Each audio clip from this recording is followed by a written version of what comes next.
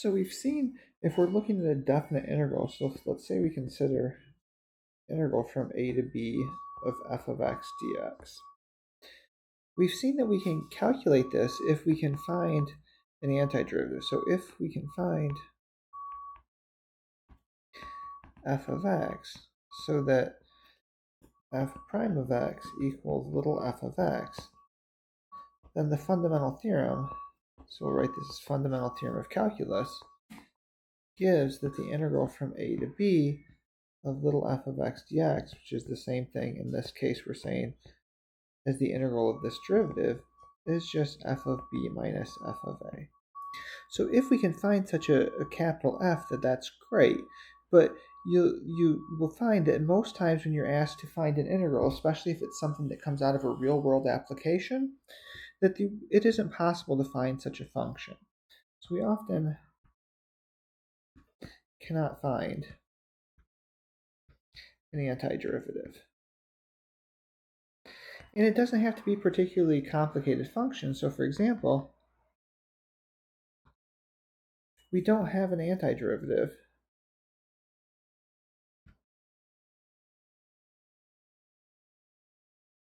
for little f of x being sine x over x. That's a pretty simple function, and we can't even find an antiderivative for that. So normally what we do is we have to use numerical approximations. So let's say we often need to approximate this integral by numerical approximations.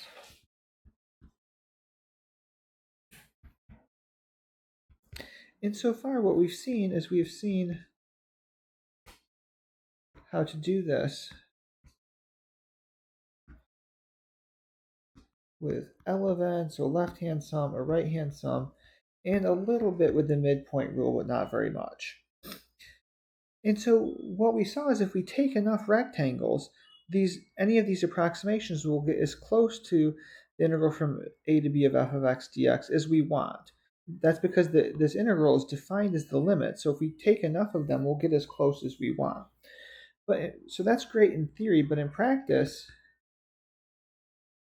we want a good approximation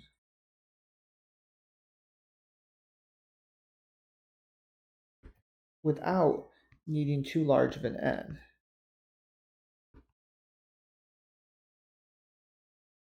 So you might think, well, a computer can do this very quickly, which is true, but the problem is sometimes you need so many n's for the left-hand or right-hand sum, even a computer can't get us very accurate. So let's go ahead and see an example where we just do a simple function that we could find an antiderivative for and see what these numerical approximations look like just for a refresher. So let's let be 2x here, and let's consider integral from 0 to 1 of 2x dx. Now we can calculate this exactly by using the fundamental theorem. We could also use that this is a triangle to calculate it exactly. So for example, if we just wanted to use a triangle, now we're going from 0 to 1, so we just start here. I wanted that to be blue, but that's okay. So we go up like this. And so when x is equal to 1, y will be equal to 2. So this integral is this area. So this function here is y equals 2x. So then this thing should be 1/2 the base times the height. So if we use that method, we get 1. Now if we use just antiderivatives, we know we can pull that 2 out front. So I'm just integrating x dx. And so this becomes 2, and then I have a 1/2 x squared, and so this is new notation. I want to evaluate that from 0 to 1, so I put the antiderivative in there. And so this is 1/2, and I have 1 squared minus 1/2 0 squared. So this is again 1. So either method works just fine in this case. But let's go ahead and compare now if we use numerical approximations to see how good those are. now that we know the exact value. So let's consider L of 4, R of 4, and M of 4. So if we start with L of 4, I'll go out here to 1, and again we'll draw our function here, which again I want it to be blue.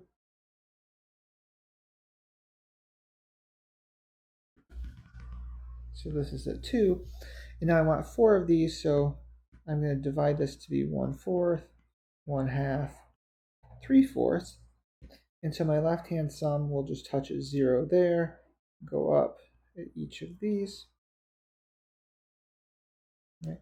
So L of 4, notice each of the widths here is 1/4, so I have, for the first rectangle, the height is 0, so 2 times 0 plus times 1/4 plus 2 times 1/4 times 1/4 plus 2 times 1/2 times 1/4 plus 2 times 3/4 times 1/4. And if we simplify this, this just comes out to be 3/4. And so notice this is an under approximation. And in this case, we can say it's an under approximation by 1/4 because we know exactly what the value was. So now if we try right-hand sum,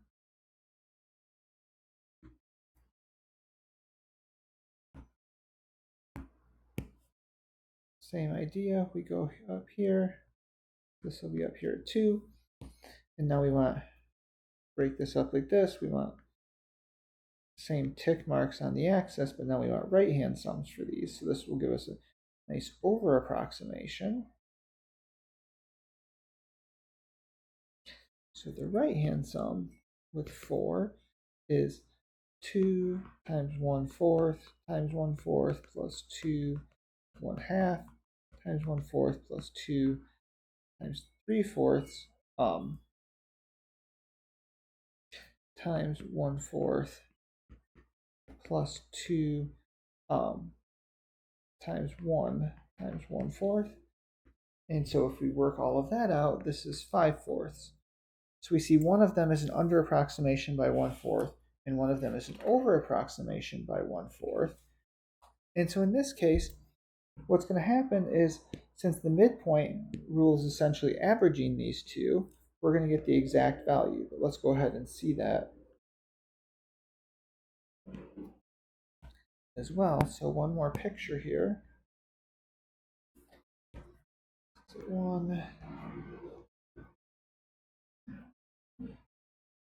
So for midpoint, we want to go to the middle of these.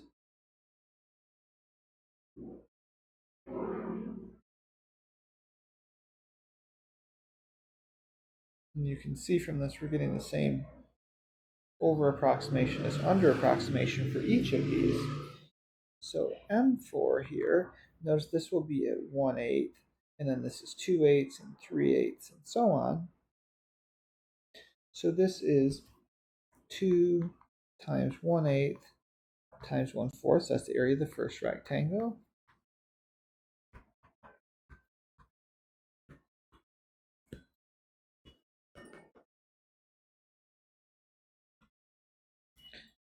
And this gives us the exact answer. So obviously the midpoint rule is not always going to give us the exact answer, but it did happen to in this case. But suppose we wanted to just use left and right hand sums. How many would we have to do to get a good approximation? Well, if you plug into the computer, and we'll see how to do this a little bit later, this would end up being 99 over 100, and R of 100 would be 101 over 100. So even with 100 rectangles, we're still off by a percentage, 1% of what the actual answer is.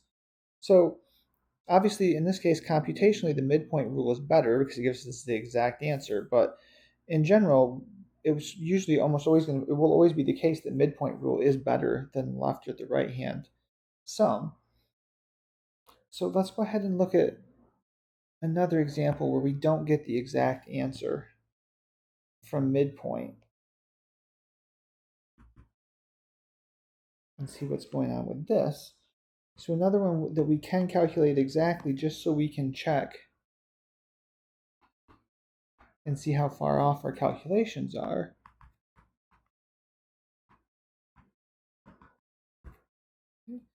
So in this, we're just going to use Mathematica. I just want to, again, we'll see how to use Mathematica for this in a bit, but just to see, well, first we know that this is e to the 10 minus e to the 0, which is e to the 10 minus 1, just from our fundamental theorem of calculus. But if we look at this and we subtract, say, midpoint rule with 20 rectangles, the difference between this and the exact answer is about 227.77. Now, what if we increase the number of rectangles? So let's say we do 200 rectangles. Well, this one is now about 2.29415. And if we go all the way to 2,000 rectangles with midpoint rule, this is about 0.229432. So you can see we need a lot of rectangles to get what's going on here. But it is going to be much better than the left or the right hand sum for this. So the question is,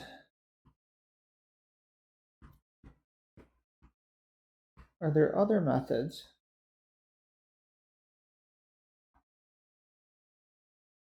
to approximate? And are there better methods? Well, this is somewhat going to depend on the shape of the graph if there are better methods, but there are certainly other methods to approximate. So far we've used rectangles. One other thing we could use is we can use trapezoids instead of rectangles.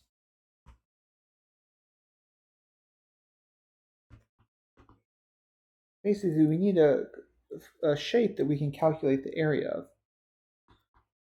So let's refresh our memory on how we find the area of a trapezoid. If I have a trapezoid that looks something like this, say, where this side is A, this side is B, and this side is X, well, if I want to find the area of this trapezoid, if we don't remember what the formula is, we can take and break it up into pieces.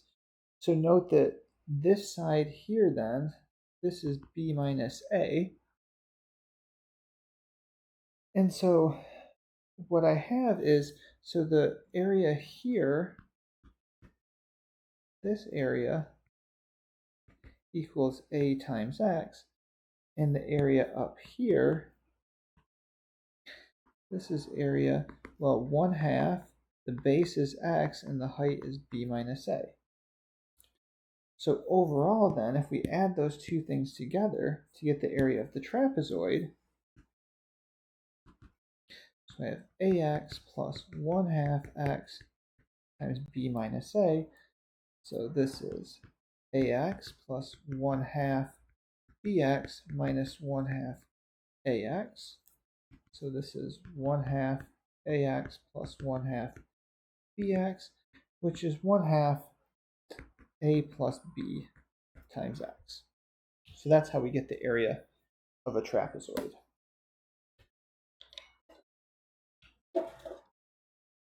So now let's consider how this could be used for approximating the area under some curve. So let's suppose my curve looks like this. This is at A, this is at B, and this is at y equals f of x. So what we can do is the same thing we've been doing. Let's break this up into a bunch of pieces.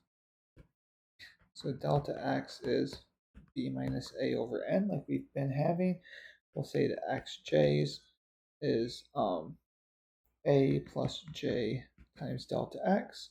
So for instance, x0 is a, x1 is a plus delta x, and so on, just like we've been using. So now what we'll do is we'll draw trapezoids here instead of rectangles. And we can see right away, this is going to give us a much better approximation than the left or the right hand sum does.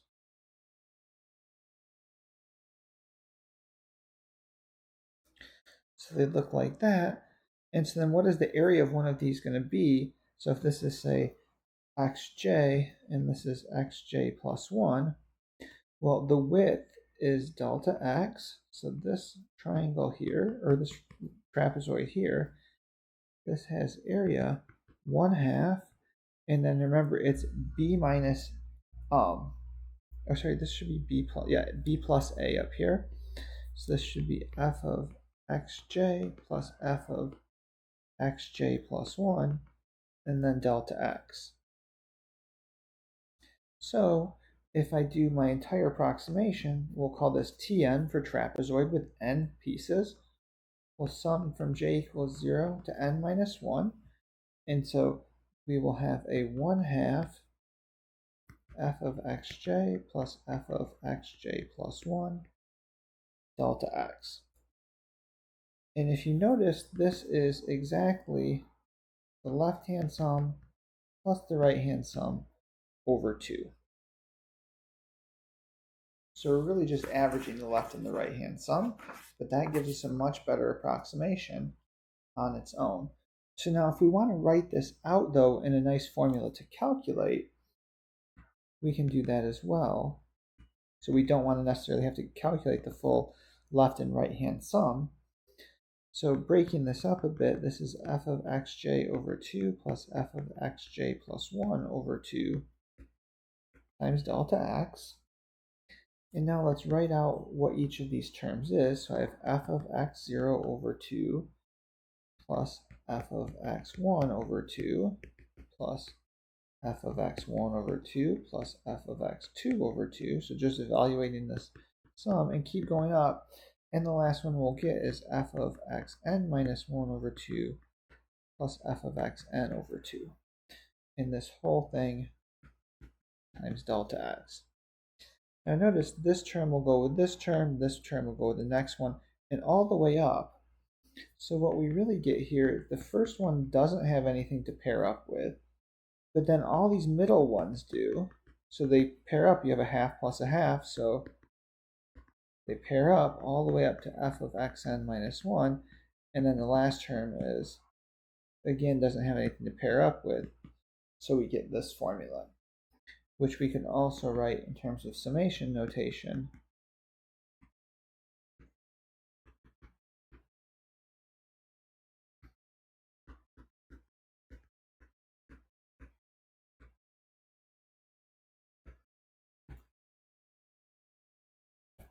So that gives us a nice formula for the trapezoid rule. We don't really need to worry about memorizing this. Just like left and right midpoint sum, you can actually just work these out by hand to figure out what the formula is each time, if we like. So let's look back at one of the examples we've already done and go ahead and see how each of these methods does. So let's look at, again, let's do the integral from 0 to 10 of e of x dx, which we already saw is e to the 10 minus 1. And if you plug e to the 10 minus 1 into a computer or a calculator, you get that it's about this. So now let's look at the difference between this, so the exact value minus what we get for the left-hand sum. Well, this is off by about almost 5,050, so pretty far off if we use just 20 rectangles with a left-hand sum. If we use 200 rectangles with a left-hand sum, well, this is still off by 546. So not great, even with using 200 rectangles. If I use 2,000 rectangles, you'd expect this to be pretty close, but we're still off by over 55 units here. And now, but notice each of these, since the exponential function here is an increasing function, our left-hand sum is always an under approximation. which means the actual value is bigger than the left-hand sum. That's why all of these differences are positive. Now, right-hand sum should be an under approximation. Again, I'm using Mathematica for all of these, so we'll see how to do that in a moment.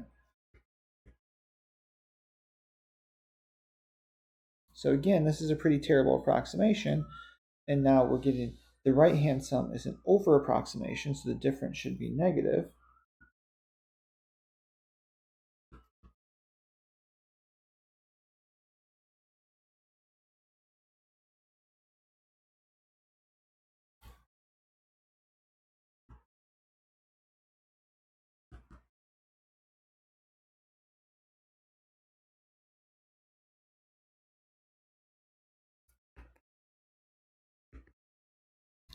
Okay, so we can see they're basically over approximations and under approximations by nearly the same amount, just in the wrong direction. So that tells us the midpoint rule should be a pretty good approximation for this. So again, let's write these down.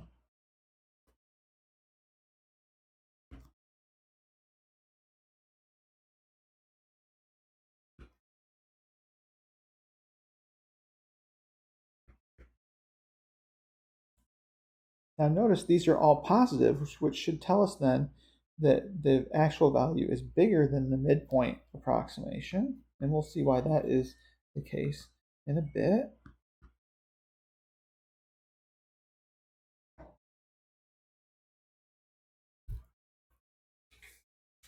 Now those are all ones we've done before. Now let's look at the trapezoid approximations.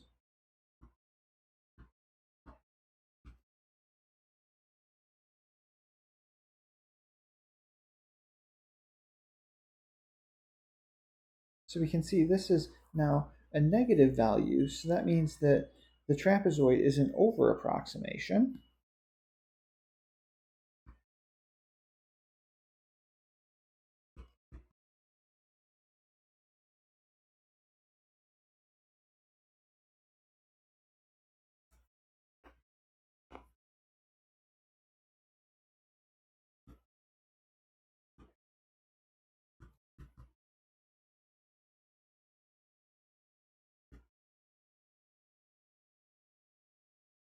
So we can see here, look how much better these are at the 2000. At 2000, these are still, with the left and the right hand, you're still off by 55 units.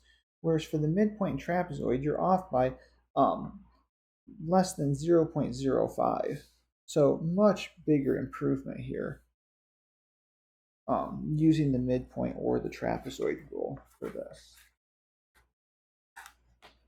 So there is one more type of rule we can do, which I'm going to explain what it is and give you the formula, but we're not going to derive the formula.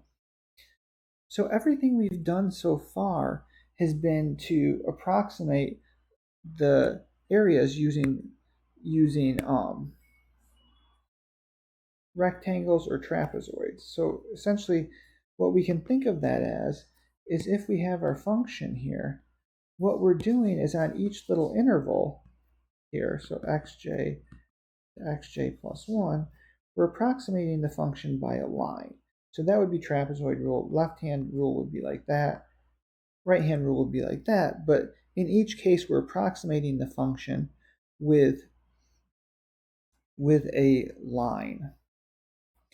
So what we can think of, if you think back to linear approximation, is we're basically doing a tangent line approximation where the tangent line is approximating the function, or not even the tangent line, but a secant line is approximating the function, or some type of line. So when we think back to what we did, well, when we decided a line wasn't a good enough approximation, our next step was to approximate with a quadratic. So we could do the same thing here. I have some, say, function like this. What I could do is on my little interval, say from here to here, I can think of connecting these points and then approximating them with some quadratic function instead. And so we use quadratics.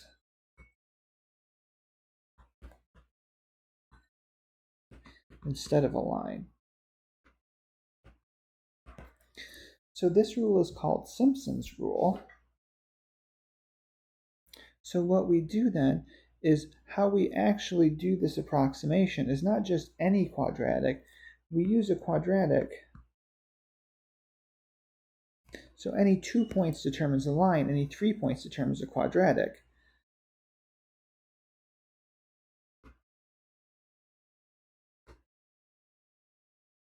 So it's going to go through xj, f of xj, and then we're going to go through the midpoint.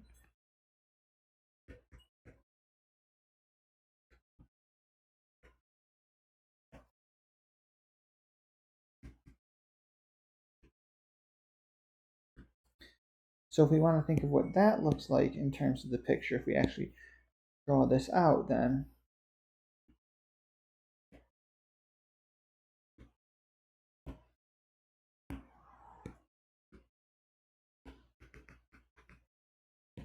so if we say here is xj, here is xj plus 1, then this would be the midpoint here. And I want a quadratic equation that goes through all of these. So something like this. And that would be my approximation for, so this quadratic that's going through here is my approximation over that interval. So, like I said, I'm not going to go through the derivation for how we get the area under that quadratic, but this is called Simpson's rule to use this.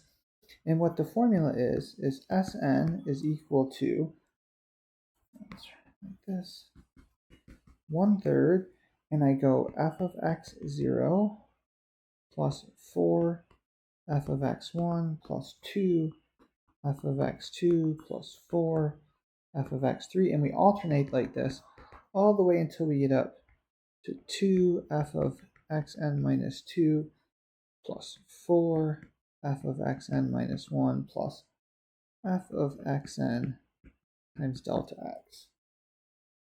So notice for this to work out for the right number of rectangles, we do require n to be even. Otherwise, we can't do this alternating and have it come out right. So let's just work an example to see how we actually plug things into this, since it is new, and then we'll use Mathematica to get some values.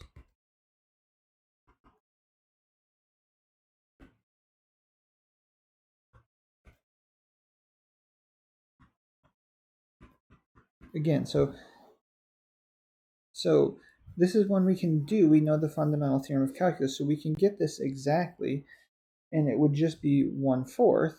Right? So integral from 0 to 1 of x cubed dx is 1/4 x to the 4th evaluated from 0 to 1, which is 1/4. 1 to the 4th minus 0 to the 4th, which is 1/4. But now let's calculate S6. So this is, so notice that the delta x here, we're dividing 1. This is 1 minus 0 over 6. This is 1/6. So I get a 1/3. And then I'm going to get f of x0 plus 4 f of x1 plus 2 f of x2 plus 4 f of x3 plus 2 f of x4 plus 4 f of x5 plus f of x6 times 1/6. So if we evaluate this, this gives me a 0 cubed plus 4 times 1/6 cubed plus 2 times 2/6 cubed plus 4, 3/6 cubed plus 2, 4/6 cubed plus 4, 5/6 cubed plus 1 cubed times 1/6. And if we work all that out, we actually get 1/4. So obviously it's not always going to be an exact value, but it can be good. So now let's compare this. We had all these values up here where we calculated with midpoint, trapezoid, left and right hand sum. Let's try the same function but let's use Simpson's rule now. So let's do 0 to 10 ex dx again. So now if we use Simpson's rule, so let's do Simpson's rule with 20. Well, this is minus 7.74, or just 7.4. So that's already, look at the difference, minus 7.42. Look at the difference with even the better ones at 20 is 456 and 227. So already way better than either of those. If I do 200 of them, I'm at negative 0.000764. And if I do 2,000, this is negative 7.74776 times 10 to the minus 8. So that's very nearly 0. We see we get a really good approximation in this case.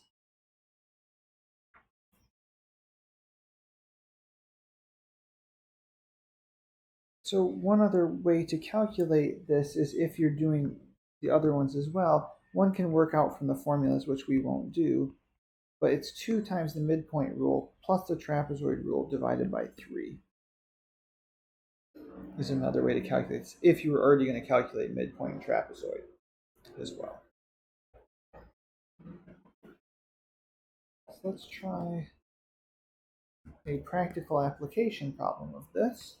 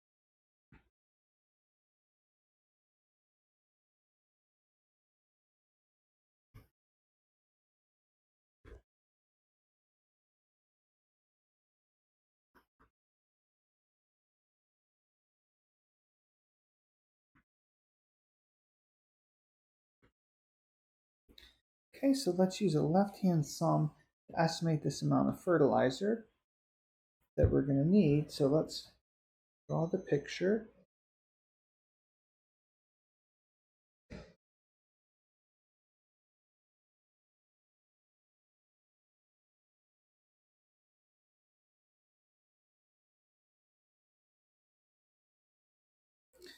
So that's the distances. And suppose it looks something like this.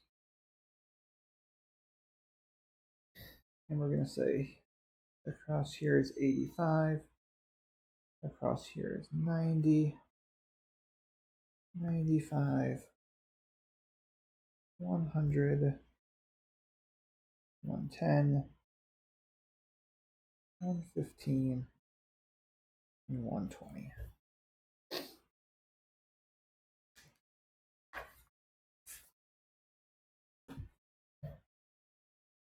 So if we use this, notice with the left-hand sum, I have 1 here, 2. So I have 1, 2, 3, 4, 5, 6, 7, 8.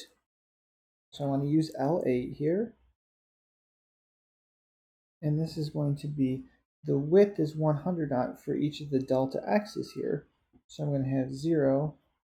So the height of my first rectangle is 0. The height of my second rectangle is 85. Then 90, 95, 100, 110, 115, 120, and then a width of 100. So this comes out to be 60,500 feet square. So the amount of fertilizer we want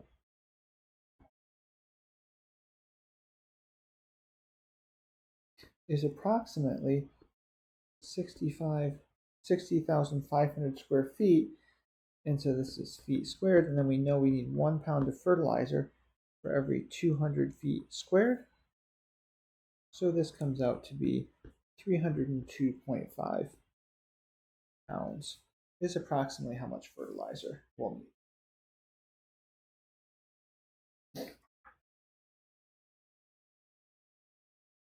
Now, one last thing for this is, depending on the shape of the graph, we can sometimes tell which estimates will be over approximations and under approximations. So let's suppose first, and then we can use that to kind of bound where our interval must be. So first, let's suppose this is decreasing.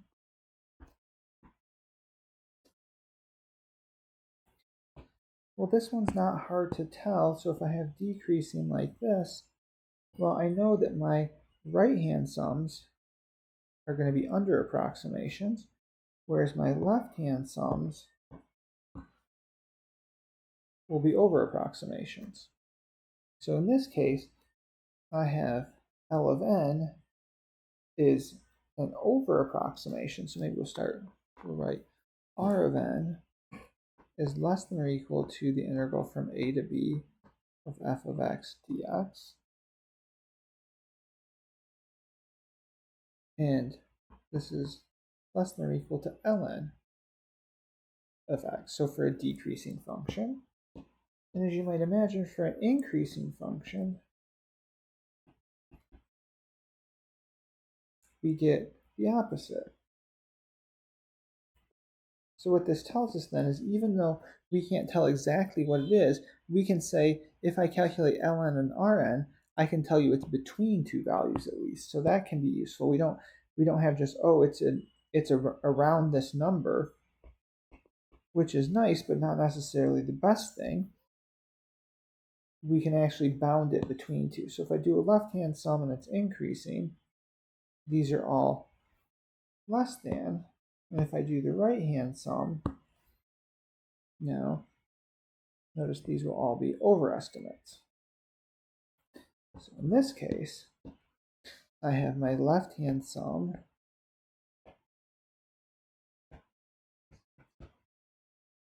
is less than or equal to, and the right-hand sum is an over approximation. So now, if increasing, decreasing isn't enough to tell us for midpoint. So for example, let's look at a couple of graphs here for midpoint and see what's going on. If increasing, decreasing can tell us anything.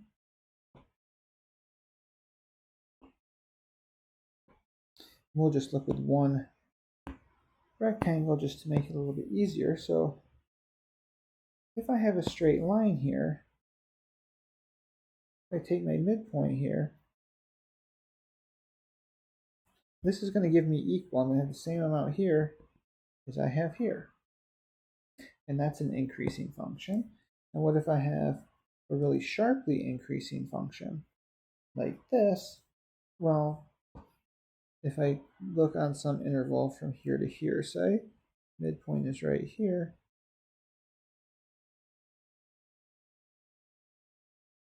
we can see this area is definitely bigger than this area. So this one is equal. This one here is an under approximation, even though it's an increasing function. And now if I do one sharply in the other direction,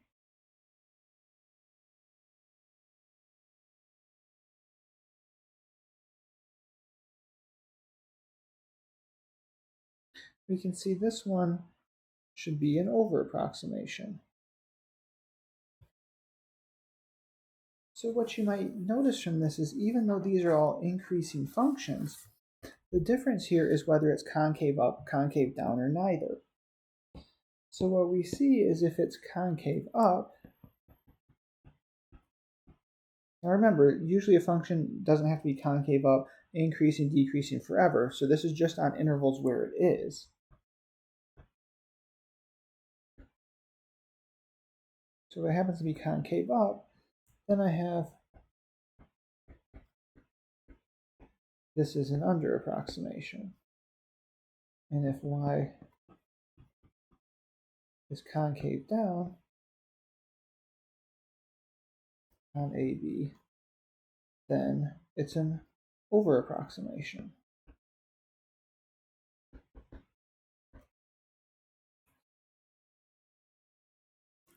Now, if we do the same thing, let's consider for trapezoid.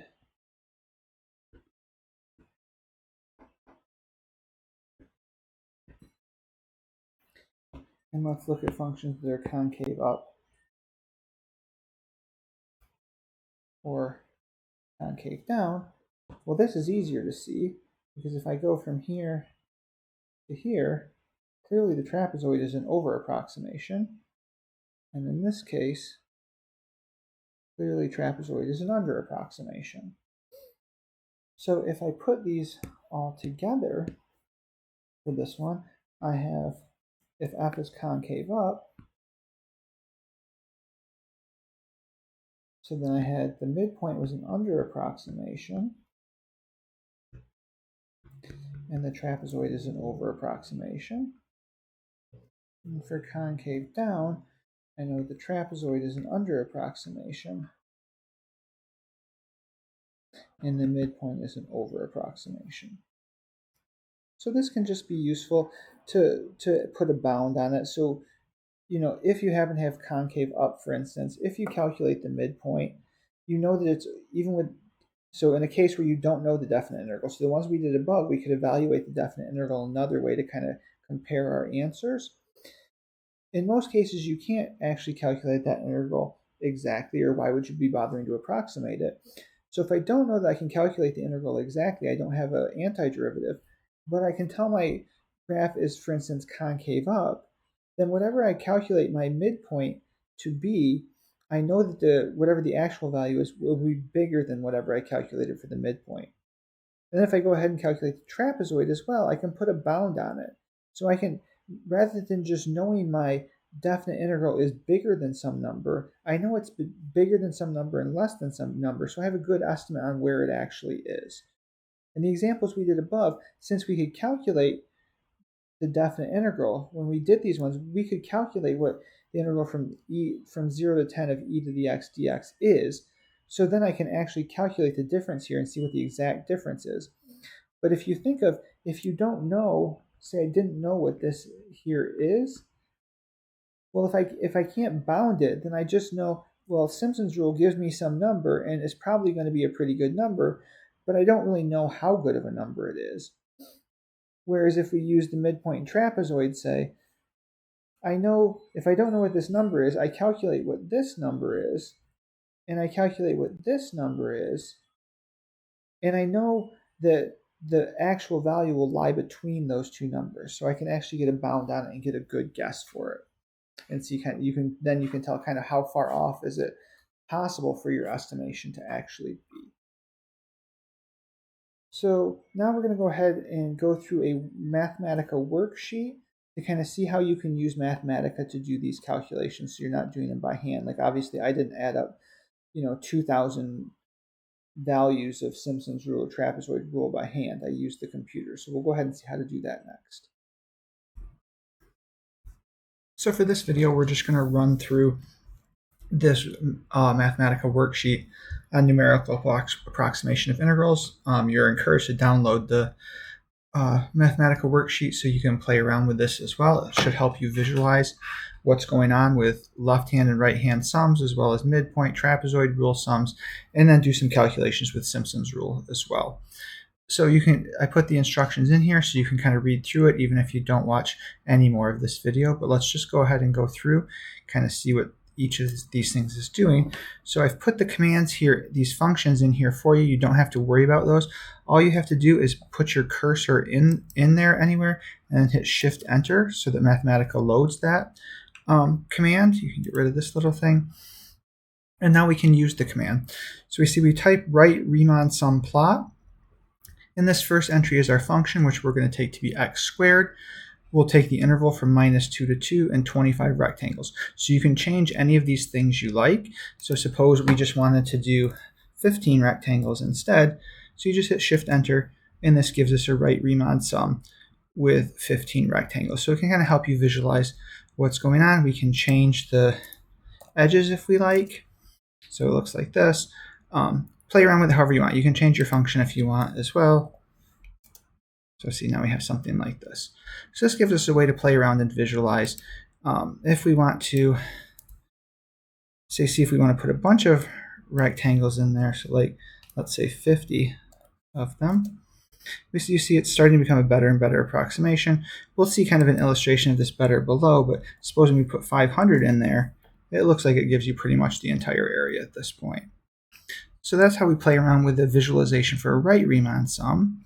Of course, we can do the same thing with the left one. So Shift-Enter to get that loaded. And now we have the same thing, same function x squared going from -2 to 2, 15 rectangles here. So you can see each one of them touches on the left edge of the rectangle like we expect for a Riemann sum. I'm just going to up the numbers here a little bit so you can see kind of how it's filling in. It gets to be a smaller over approximation on the decreasing part and a little bit less of an under approximation on the increasing part.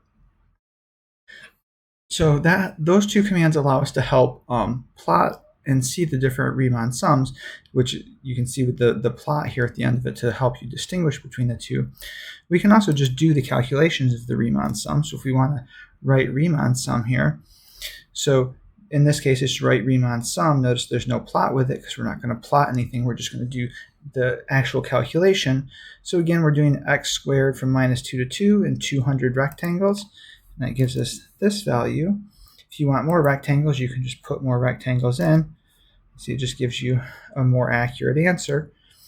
And it spits this out pretty quickly because it's a pretty easy function to evaluate here. So suppose we wanted to do the same thing with the function e to the x with the interval from 0 to 10 with 15 rectangles. So notice exponential function, 0 to 10, 15 rectangles.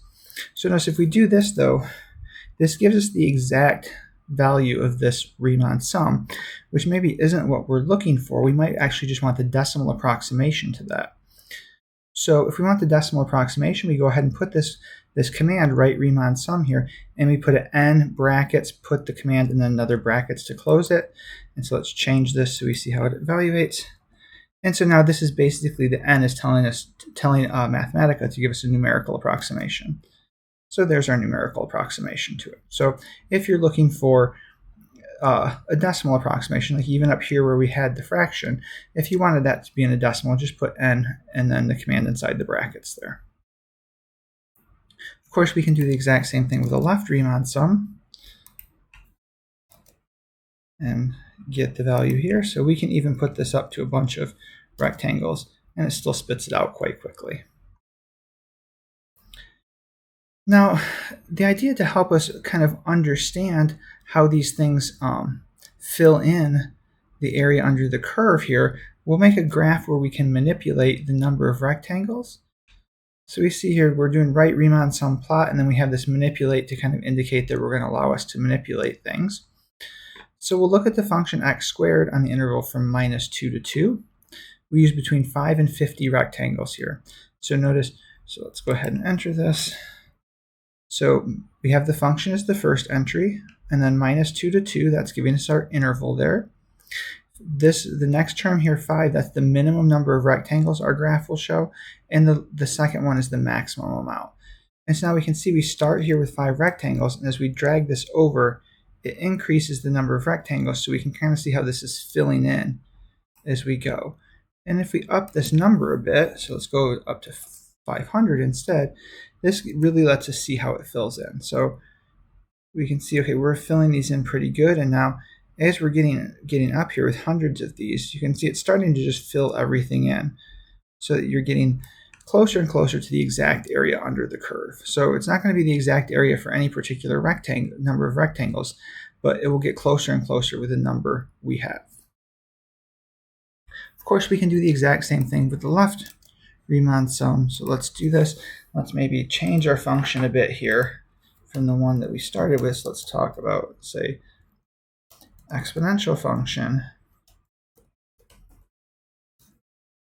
And let's go from, say, 0 to 12 and go 5 to 500. And so now we can kind of see this goes very steep. So we can see, again, this is going to fill everything in here. Okay.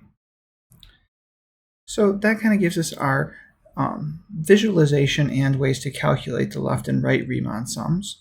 So our next thing we'll work on is the midpoint rule. So again, just shift enter this command so it's been entered into Mathematica.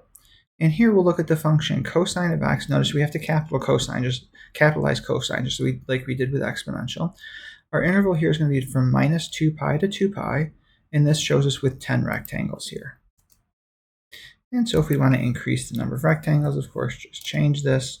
We have more rectangles, and you can continue to change that number. And you can also change the intervals that you're looking on as well, if you like. So we could just go, say, from 0 to 2 pi. And then we just have this part. Or even just from 0 to pi. We have this. So that allows us, the thing to note here is, notice with each rectangle, it's hitting the curve at the midpoint. So this is actually giving us midpoint rule. We also have a command to just evaluate the midpoint.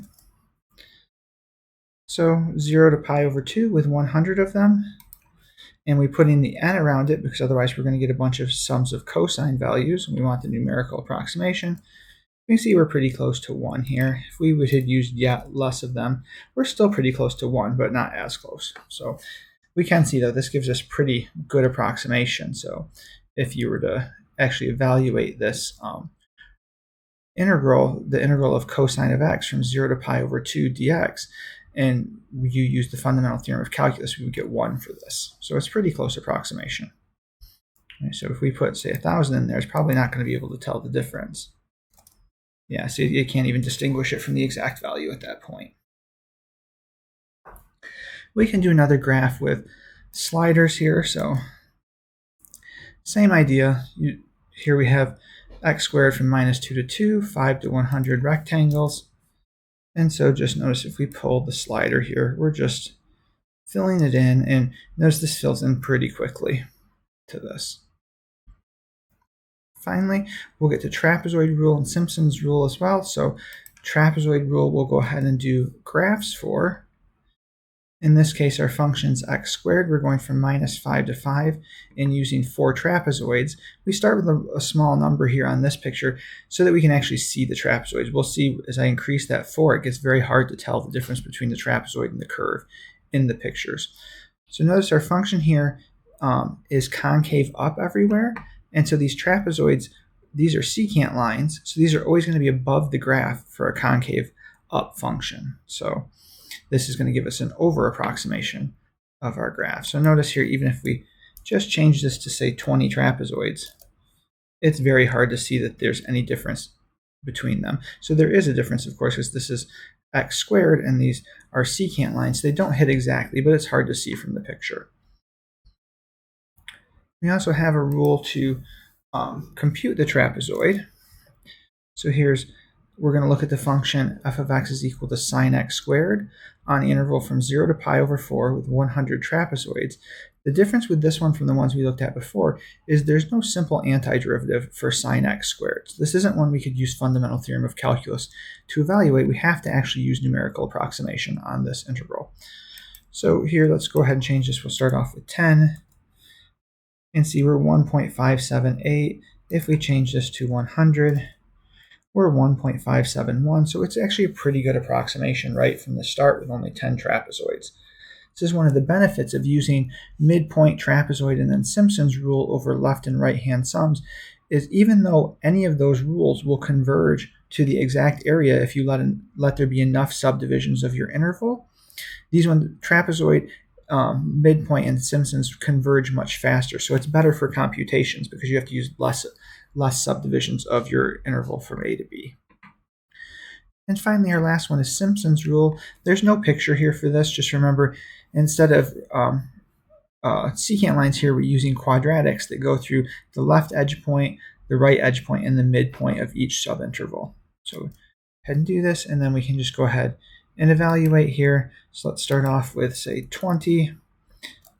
And so we get 22,032.9. Now notice if we change this up to 2,000, it really doesn't change a whole lot. So this is pretty accurate right from the start, and we don't need a huge number of rectangles.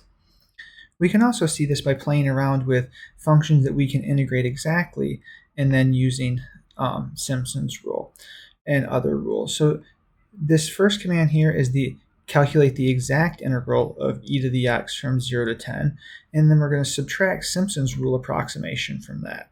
So if we start off with, say, 20 subdivisions here, we see, okay, we're off by, the Simpson's rule gives an over approximation by about 7.4. If we change this up to 200, now our Simpson's rule is only over approximated by 0.0007. If we change this up to 2,000, now we're already down to 7.6 times 10 to the minus 8. So this is extremely accurate. On the other hand, if we do the same thing where we use a left-hand sum, let's start with 20. We're off by 5,000 with 20. So let's go through and kind of do both of them at the same time to see the accuracy. So for this one, we were only off by 7.4. This one, we're off by 5,000. Notice Simpson's rule is giving us an over approximation. Since this is an increasing function, left-hand Riemann sum gives us an under approximation. So let's change them both to 200. Well, first, before we even change that one to 200, let's change this to 200. So notice even as we change this to 200, it's still much less accurate than Simpson's rule with only 20. Let's try 2,000. 2,000 with the left-hand sum is still less accurate than Simpson's rule with 20. Let's try 20,000. Finally, we get a little bit more accurate. So notice 20 subdivisions with Simpson's rule is about equivalent to 20,000 with the left-hand Riemann sum. So you can see from this how much better Simpson's rule is for an approximation than a left Riemann sum. Again, they both converge to it if you take to the exact value, if you take the limit as n goes to infinity.